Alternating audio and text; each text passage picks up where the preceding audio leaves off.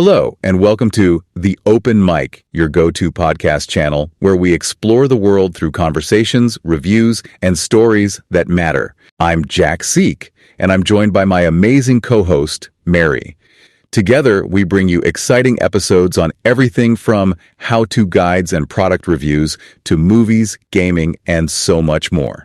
So grab a seat, relax, and let's dive into the world of curiosity and connection. Thank you for tuning in to The Open Mic, where every voice has a story. Don't forget to subscribe, and let's keep the conversation going.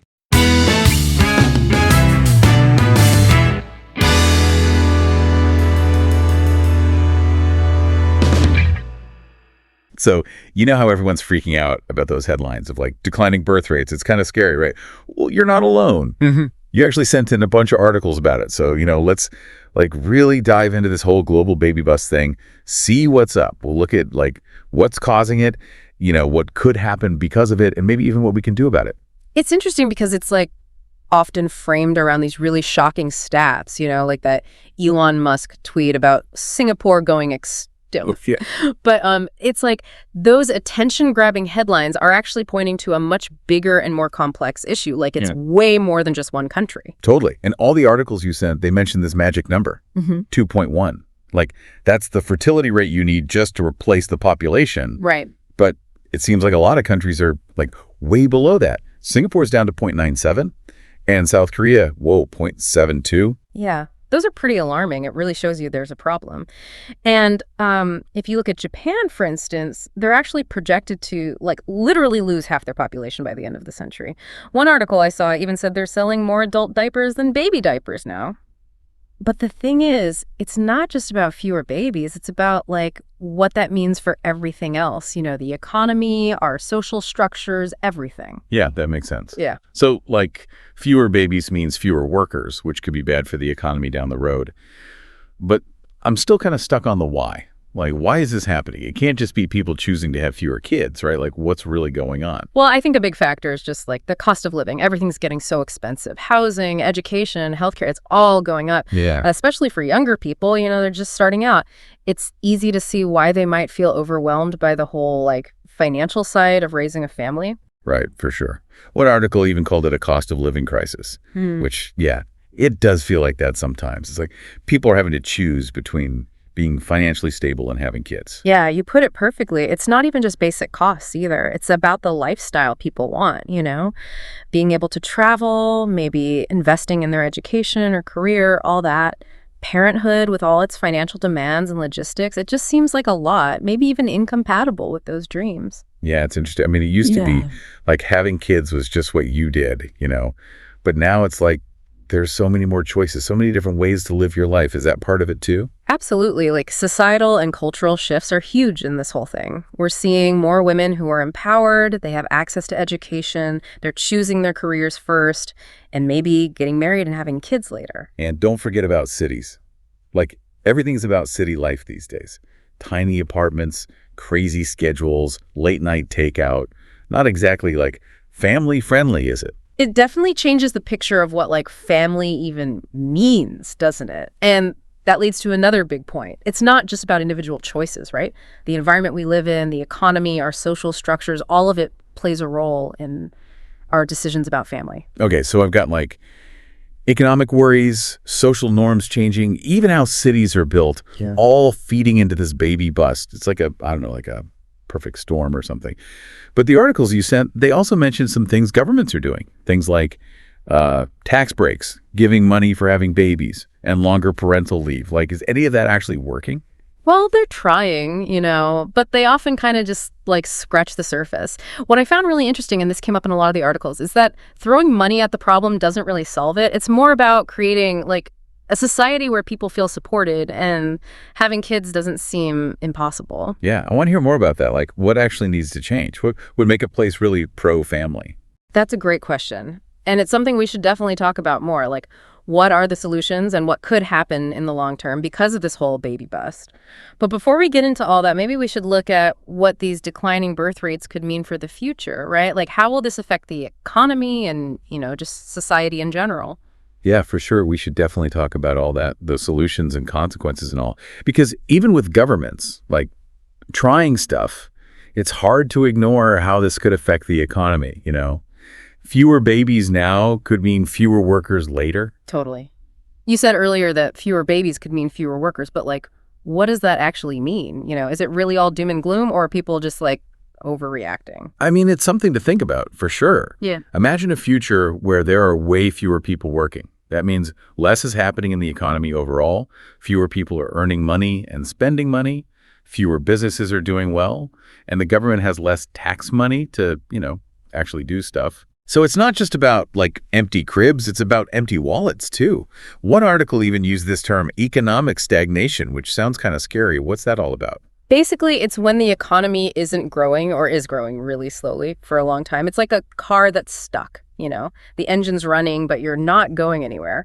And that's a real worry if the workforce is shrinking, because then you have less innovation, less investment, and the economy just doesn't have as much energy. Gotcha. Like the whole system's running out of gas. Yeah. But the articles also talked about healthcare and pensions. How do those fit in? Oh, yeah, that's another big piece. So the population gets older and fewer babies are born. That means you have a lot more older people who need more health care and rely on pensions. But there are fewer younger workers paying into those systems. It just puts a ton of strain on everything. Yeah, more need, fewer resources. Doesn't sound good.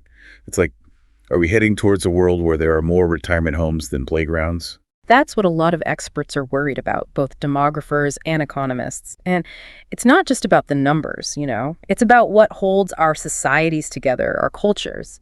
Young people bring so much to the table. Their ideas, their energy, they're the ones who push for change. It's like that saying, old age and treachery will always beat youth and skill. But what if there's no youth left to, even try? I'm kind of kidding. But it does make you think about what could happen to our cultures as everyone gets older. No, it's a good point. And this is something I noticed in those articles, too. People oversimplify it, Like, oh, people are just selfish. They don't want to have kids anymore. But as we've been talking about, it's so much more complicated than that. Right. It's not like people are making these decisions in a bubble. There's so much pressure, the cost of living, not enough support. It just feels like having kids is out of reach for a lot of people. Exactly. And that's why just giving people money like baby bonuses isn't going to fix it. Governments need to tackle the bigger problems: affordable housing, childcare that people can actually afford, better work-life balance, all of that. Make it so having kids feels possible, even like a good thing, instead of this huge financial burden. Like, we need to go from every family for themselves to we're all in this together. But that's a huge shift, How do we even start to change something that big? Yeah, it can feel overwhelming for sure. But I think it starts with realizing that everything's connected. Declining birth rates aren't just about population, they're a symptom of all these bigger trends. Economic inequality, climate change, political instability. You can't just treat the symptom, you got to look at the whole picture. So it's not just about tweaking a few policies, it's about, like, a whole new way of thinking for everyone. Exactly. We need to rethink what's important, our values, how we even define success. One article even suggested we rethink how we work, Our whole culture is about working more and more, always hustling. But that takes a toll on our health, our relationships, and yeah, it makes it harder to have and raise a family. It's true. We're always on, always connected, always trying to do more. It's exhausting. I get why people who are already burnt out might not want to add kids to the mix, It's just too much. And that feeling of burnout, that's something we have to deal with if we want to build a better future, one that's good for families. Shorter work weeks, more flexibility, actually having time for loved ones, all of that. We need to value well-being just as much as we value being productive. It sounds like we need a whole cultural revolution, not just an economic one. But is that even possible? People are so stuck in their ways, especially when it comes to work. Yeah, it's a big ask, for sure. But, things can change, right? If we actually try. I guess the real question is, what can we actually do to make this happen? We've talked a lot about the problems, but now I want to hear about solutions. Yeah, totally. And while there's no easy fix, those articles you sent actually had some interesting ideas. For governments, it's not just about those financial incentives, it's about tackling those bigger issues we talked about, the systemic ones. Okay, so what does that look like? What can governments actually do to make things better for families? Well, one thing that came up a lot was affordable housing. When just finding a place to live is so stressful and expensive, it makes sense that people would think twice about adding kids to the mix, right? Oh yeah, for sure. If you're barely making rent or struggling with a mortgage, having a baby is probably the last thing on your mind. Exactly. So anything that makes housing more affordable would help a lot. Things like, I don't know, rent control, maybe some kind of help with payments, or just building more places that people can actually afford. Right. And then there's childcare, which is like a nightmare for so many families, Yeah. especially in places where it costs a fortune. Oh, totally. Yeah. Having childcare that's good and affordable, that's like super important if you want parents, especially moms, to be able to work without going broke. Some articles talked about how in Europe, a lot of countries have like really cheap or even free childcare, and their birth rates are a lot higher than in places where childcare is a huge expense. Huh. That's interesting. So they get that helping families is like an investment in the future. But what about businesses? Do they have a role to play in all this? Definitely. Businesses can make a big difference by, being more family friendly. Things like letting people have flexible schedules, giving good parental leave, even having childcare at work. All that stuff makes it so much easier for working parents and makes having kids less overwhelming. So we're talking about a whole different way of thinking about work, right? Not just the old way of doing things, but something new that actually like values families and well-being. Exactly. It's about making people feel supported and valued, not just for like how much money they make for the company, but also for being parents and caregivers. Okay, I get that.